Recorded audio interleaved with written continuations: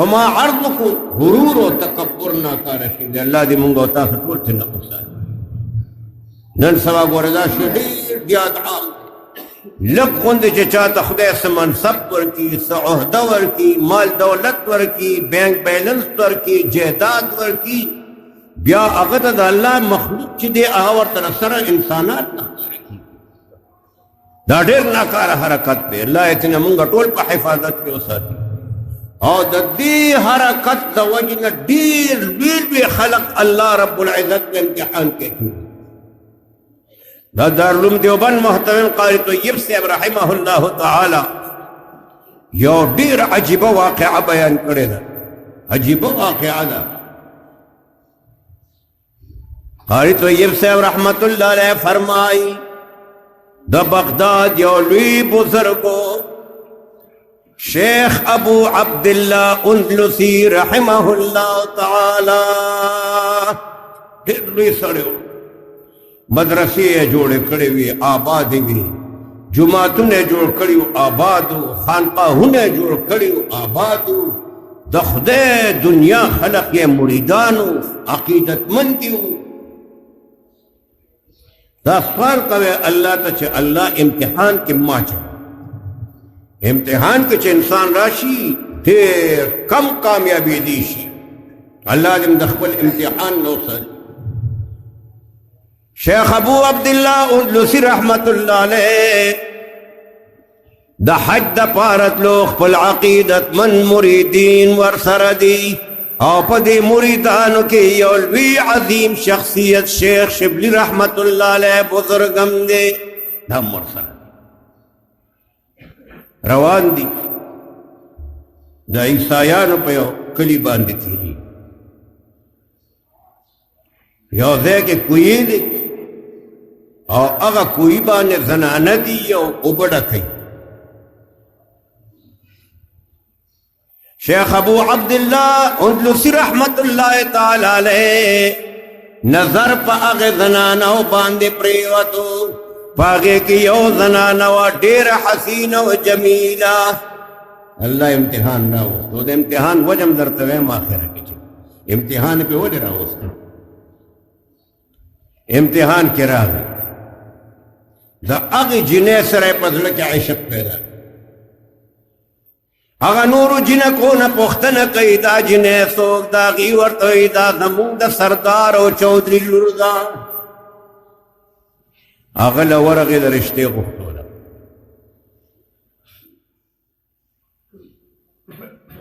نو چې هغه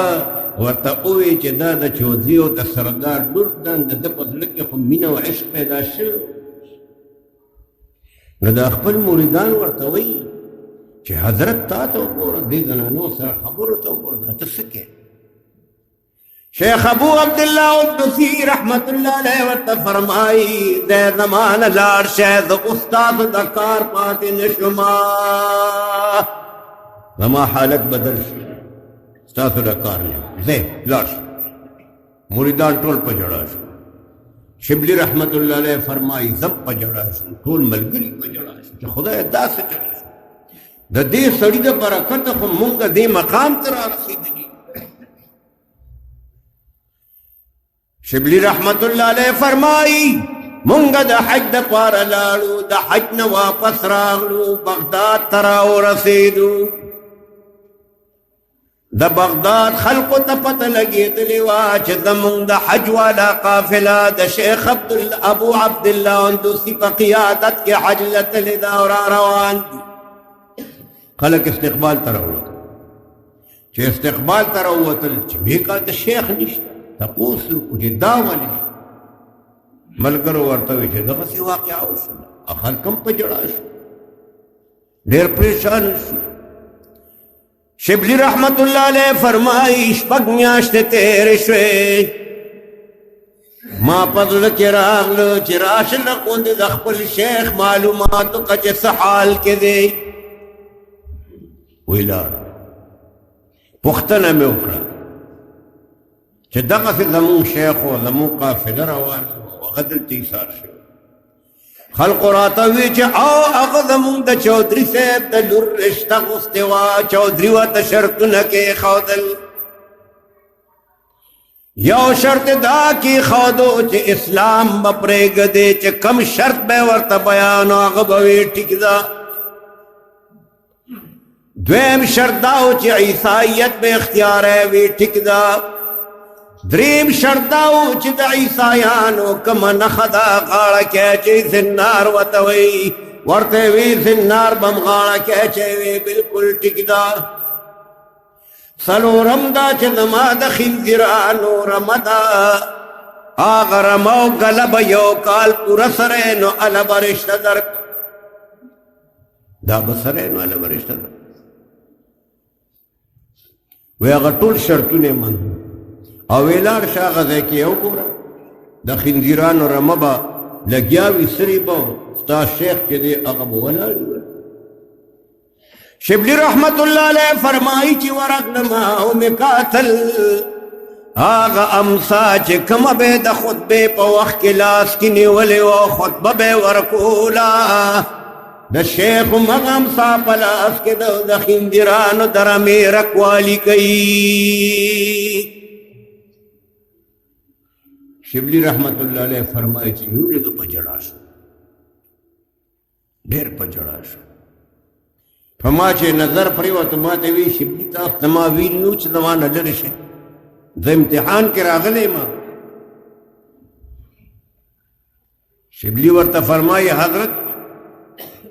ته خو زمون مقتدا وې زمون پیر وې مونږه باندې خو لازمي ده چې ستا پوښتنه خو به کوو که نه. شبلی رحمت الله علیه فرمایي وی چې کله ما سره حضرت دا خبرې وکړې ما ته وی چې زه واپس لاړ شم ما پرېږده زه واپس راغلم بغداد ته راورسېد خو ډېر زیات خفه او پریشان قریب یم بغداد ته چې دې کې ګورم یو نهر دی او ناګهان آواز شو چې و شبلی دې خوا راشه شبلی دې خوا راشه وی چې مې وکتل زمونږ شعر ما ته ووی چې څادر راوړه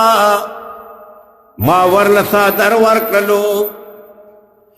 او شیخ څادر زما په ځان باندې واچولو په سجده باندې الله ته پرېوتو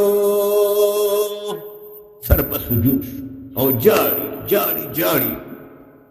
شبلی رحمت اللہ علیہ فرمائے زمر سر جاڑما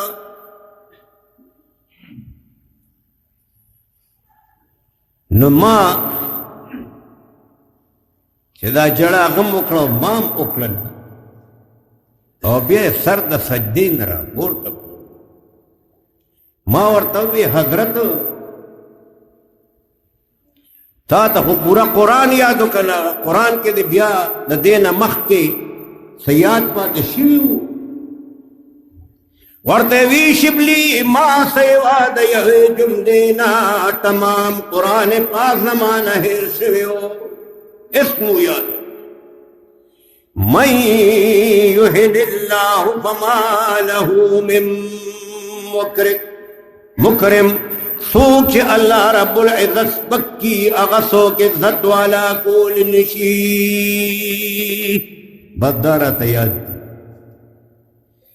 بیا میں ورته وی چې تا ته 3,000 احادیث د جناب محمد رسول الله علیه السلام یادو اغا در نه د دین وړاندې بیا یاد پاتې وو قدر نه هیرو ورته وی شبلی ما سوا د یو حدیث نام تمام احادیث هیر شویو اچ کم یادو اغا دا حدیثو من بدل دینه فاقتلوه رسول اللہ علیہ السلام فرمائی چاچ خپل دین بدل کلو مرتد شلو فاقتلوه آغا قتل کے نو شبلی ته هغه وخت چې ورسره ملاو شو ورته وی چې ما قتل کې زه قتل قابل خیر چې څه وخت ما ته وی دا اواز وشي چې شبلی دې خوا راشه څادر ورغلم څادر مې ورله ورکړلو په سجده باندې پریوتلو جاری مام چړل اغم چړل چې کله سر د سجدې نه راپورته کو حضرت څه چل شو دا امتحان کې څنګه راګیر شي وجه سوا ورته وی شبلی